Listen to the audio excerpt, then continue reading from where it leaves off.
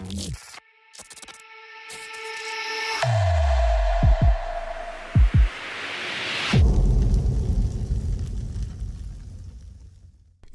what it is, YouTube? It's your boy Nix coming back with another bullseye of a tutorial here today on the channel. I want to talk about the Godfather compressor, the OG, the original, the father, the Fairchild. So the Fairchild compressor is one of my favorite compressors, and today I want to talk about how even though it's one of the very first compressors, how it is still even versatile, very versatile to this day, and how I have a couple of different emulations here that I love to use. History of the Fairchild is relatively interesting.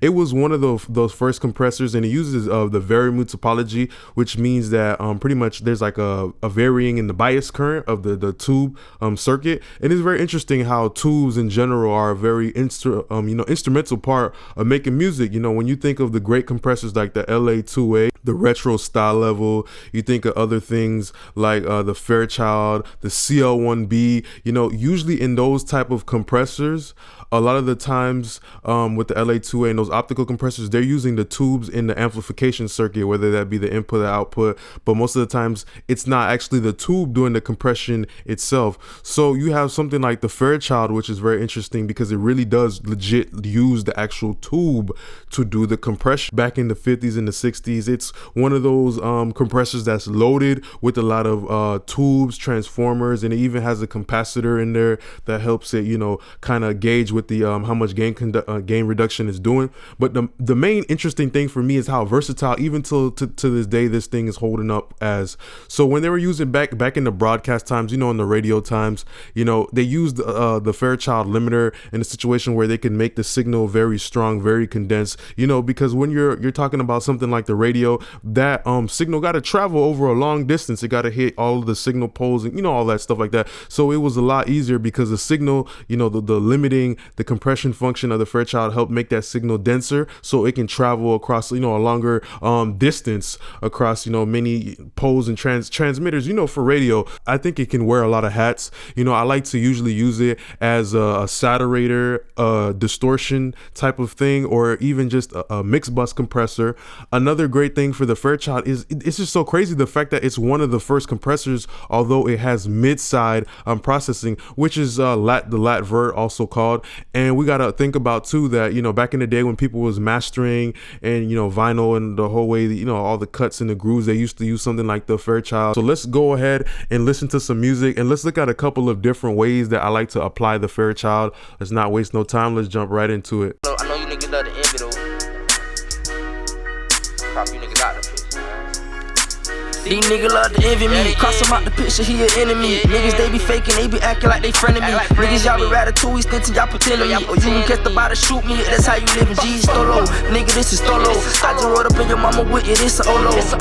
Polo, kept me rockin' polo. These niggas be suspicious, that's why I be sliding solo. 13, picked up the pistol and started clutching. Cousin say, hold that bitch like this and started busting. 8 years old, granny got me mad and started cussing. No battle, but I keep that fire on me like I'm a Russian. Last summer, live, me and Benji drinking fucking lean. Shorty wanna fuck, so she came and fuck the fucking team. 35 when you party, nigga, like it's all thin. How the fuck you a hitter if they catch you slipping? Got a shorty in a beta suit, skinny dipping. Ass so fat, big titty, water dripping. Mouth so big, dick lips, no kissing. Alligators on a little bitch, no fishing. So many niggas going wrong, so many bitches going wrong.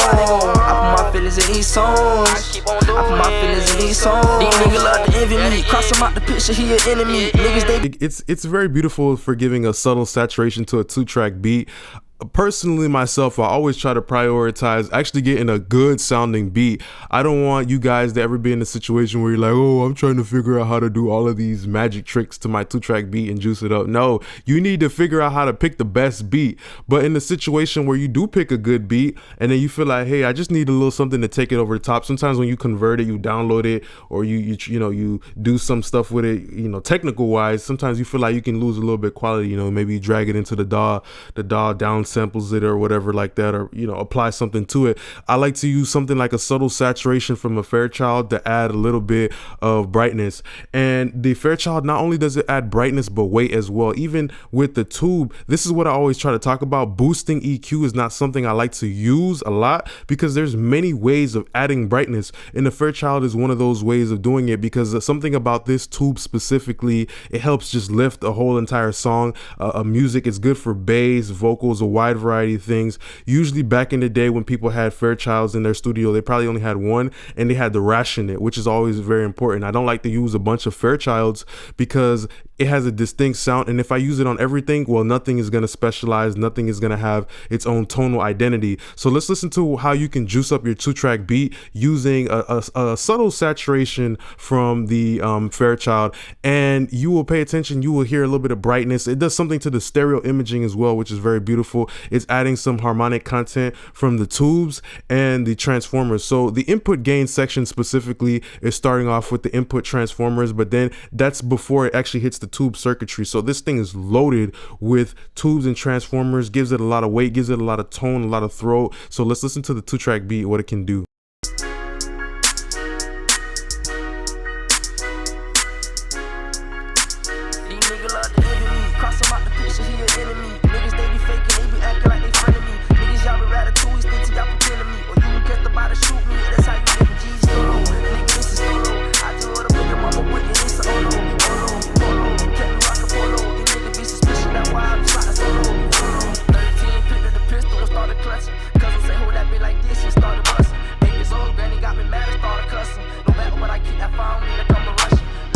So you can obviously tell what the Fairchild is doing, and why I like to use it on a 2-track beat as a little weapon, a little juice, is the fact that the Fairchild, it kind of just spreads the beat out. It kind of literally created a little space for the vocal in there, just the way the tube just handled everything. It kind of has a softening of the top of the transients, and a Fairchild can be something that's very good to be used as a deharsher. So sometimes maybe I like to use the Fairchild and hit it very hard with my vocal, because it will help doing some smoothing of the top and some smoothing of the high mids, versus where I won't have to be too aggressive with something like a de-esser or something like a de-harshing plugin or whatever like that. I can use the natural components of the Fairchild to give me that, whether it be for a certain instrument or for an actual vocal processing. So another thing I like to use is the Fairchild as a distortion type of technique. So right here, when we come to this little drop, what I did is I took the Fairchild and I actually pushed the input gain hard. And the beautiful thing about the Fairchild, which makes it very overpowered, is the fact that you get the option between input gain and threshold. Sometimes you can just use it for a saturator. Maybe you just want weight. Maybe you just want some forwardness, which is what it can also help do as well, depending on how you use it. So you can literally just turn off the threshold and start pushing it. So pay attention here how the beat goes from sounding like, just listen to the 808, just listen to how it's harmonically shifting, kind of like that sub information. When I push it right here, this specific part of the beat, listen to how the lows actually sound like they got deeper, because I'm pushing the input gain the whole way and I'm usually literally distorting it. Of course, I also have like a little low pass type of filter right here, and let's just play it and just pay attention to this type of effect that I use. So the Fairchild can also be used for a distortion effect. Maybe you want to automate it at a certain point, push it, make it gritty. Maybe even the ad-libs, you want to distort the ad-lib. So let's play it, let's listen. They catch you slipping, got a shorty in a beta suit, skinny dipping, eyes so fat, big titty, water dripping, mouth so big, dick lips, no kissing, alligators on a little bitch, no fishing. So it wasn't only just the filtering that I did, but it was also just the distortion. Usually, sometimes if you try to use a Fairchild aggressively on, bass type of content, it may potentially, affect the overtones and literally change the bass that you're using. So maybe that can be good, maybe that can be bad. Next thing, let's look at the Fairchild compressor. And this is a plugin I love a lot, the Gem 670. The reason why I love this is because it emphasizes the tonal characteristics. We get 3 different types of Fairchild emulations. So let's listen to how this affects the lead vocal. And also, let's go over the time constants real quick. So this one is very interesting because it gives us a fixed attack and release setting. So it's good for people who are starting out learning how to mix, because it's giving you less ways of messing it up. It's giving you less ways of messing it up. Red pill, blue pill, which one are you gonna take? So essentially with the 1 and the 2, it has a faster attack. Number 1 has the fastest attack, fastest release. Number 2 is slow, the same attack but slower release. Then the 3 and 4, it has a slower attack, lets more of that transient come through, but they're all very musical. music goes. So slow attack, fast release, slow attack, slow release, and then right here you have these program dependent type of releases. So they're pretty interesting. I love how they sound as well. It's kind of like a multi-stage type of release. It kind of clamps down, specifically number 6. It clamps down on that original transient pretty quick, but then subsequently as it's going in through, it's bumping and grooving and vibing. And the Beatles were one of those people who used the Fairchild too, you know, and you know, you got to understand that's a part of their sound as well, how it had the bass sounding and everything sounded like it got into position. A lot of the times when it was recording, there was multiple passes going through that Fairchild. So let's listen as well to the different types of you know, tonal characteristics you get from the Fairchild, these Fairchild emulations. Started clutching, cousin say who that be like this and started busting. 8 years old, granny got me mad, I started cussing. No battle, but I keep that fire on me like I'm a Russian. Last summer live, me and Benji drinking fucking lean. Shorty wanna fuck, so she came and fuck the fucking team. 35 when you part a nigga like it's all thin. How the fuck you a hitter if they catch you slipping? Got a shorty in a beta suit, skinny dipping. Ass so fat, big titty, water dripping. Mouth so big, dick lips, no kissing. Alligators on a little bitch, no fishing. So many niggas going wrong, so many bitches going wrong. I put my feelings in these songs. I put my feelings in these songs. These niggas love to envy me. So another thing about this Gem 670 as well is that these 3 Fairchilds, they kind of all were calibrated different. The Milano, this one was used with a Fairchild that was overhauled with newer parts, so it sounds very modern. The LA is pretty dope. It has a bright sound to me, and the London is kind of like that throwback, more familiar gritty sound with the Fairchild. So that's how I like to use it. And the very next thing that we have here is usually when I'm using vocals, I like to put it on possibly the 1 time constant or 6. So the Fairchild 660 is the mono version of the 670, but also another thing about it is it's kind of tonally different, just due to the fact that with the way the Fairchild, the power supply is very important. If you ever use analog hardware, you will understand this, that the way a unit is being powered can change the way it sounds. So if you have something like a 660 to a 670, not only is it just different because one is mono, the other one's stereo, but also literally the power supply, the amount of electricity going into it is different as well, which produces a different sound. So I love using the 660 in a parallel compression type of situation, and I'm always thinking about the actual tempo of the music when I'm thinking about the time constant that I'm going to use. So let's check this out right here too. Friend of me, niggas y'all be ratatouille, stinting y'all pretending me. Or you can catch the body, shoot me, that's how you living. G Stolo, nigga, this is Stolo. I just rolled up in your mama with it, it's a Olo.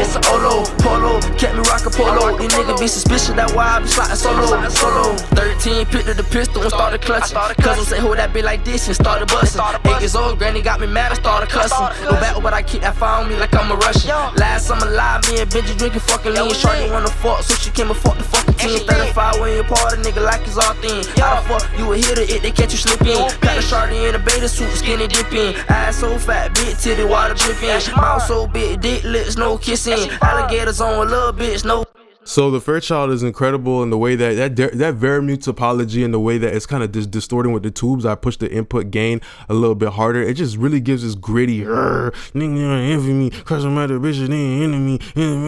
It makes you really feel like the words are jumping off the page and you understand what the message of the song is. So usually I listen to the music and the music will blatantly make it obvious what type of compressor I need and how I got to set it up. So I picked the Fairchild specifically because it was gritty, it was distorted. You didn't want to envy me, cross me out the picture. Like all of those words right there triggered into my mind: distortion, gritty, hardness. So you have to pay attention to the music when you're an engineer, because the music will make it blatantly obvious as to what you need to use. You got to stop listening to people and listen to the music. Listen to the music, have the conversation with the music, and it will make it very obvious to what you got to do. Trust me, you will hear the music whispering to you, telling you, yeah, you got to put the setting like this. Like literally the words, you don't want to envy me, cross them out the picture. That just makes me think of grittiness.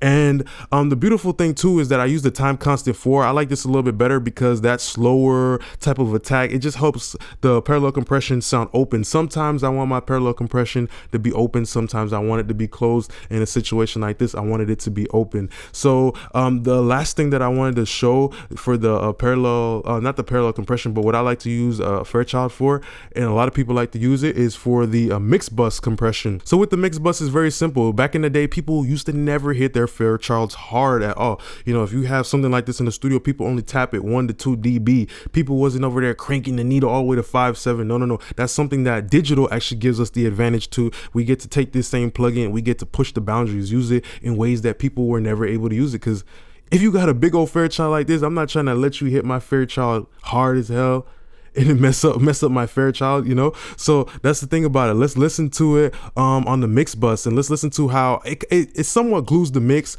But usually when I use the Fairchild, I love pushing it because it just helps give the mix a lot of warmth. That's what the Fairchild is known for. It's known for giving those warming characteristics, and we got to understand that that's coming from the tube saturation. You know, it's adding some saturation to the lower register, kind of like the low mid, and it's smoothing off the high. So that's what the warming effect kind of is. Let's listen.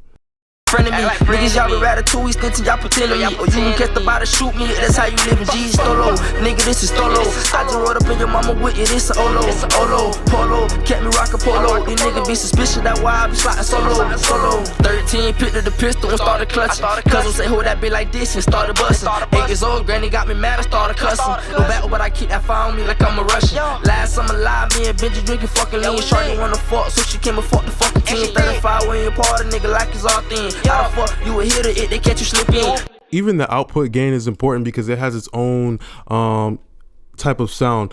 In this UAD, even all the UAD plugins, all of them, they all model the input and the output. So we have to understand that those things are very important. They both have their own sound. The input has a sound, the output has a sound. So sometimes I might even turn down the input and just crank out the output because that's the type of sound that I want, the distortion. So they're both distortion, but they kind of, you'll pay attention. You'll see the difference between it. And I love how the input gain makes it sound, but it actually helps the vocal just jump forward. It has a very mid-forward sound, so when you use it on the mix bus, it will take the vocal and pull it so forward. And you know, in a situation like this, I like to use the Fairchild towards the end. Sometimes I do bring it in the very beginning and mix into it, but I like to use it towards the end, and I will literally under mix my vocal. Like, I will keep the level of the vocal down, knowing that I'm about to have a Fairchild on my 2 bus and it's about to help the vocal just push forward. So maybe sometimes if you were in a situation where you feel like your vocal is buried under a dense mix, maybe you might want to throw a Fairchild on the mix bus to help pull that mid-range forward. So the mid-range is a very important thing. It's literally the life force of a song. So sometimes if you feel like maybe the song is lacking life, sometimes a little bit of warmth, also a little bit of that type of topology can help push the mid-range forward, can help bring a lot of life, a lot of excitement to your music. So I just want to say thanks a lot for being a great part of my YouTube family. If you guys do have any more questions, drop it down below. Appreciate you guys a lot. Don't forget to like, comment, and subscribe. Peace.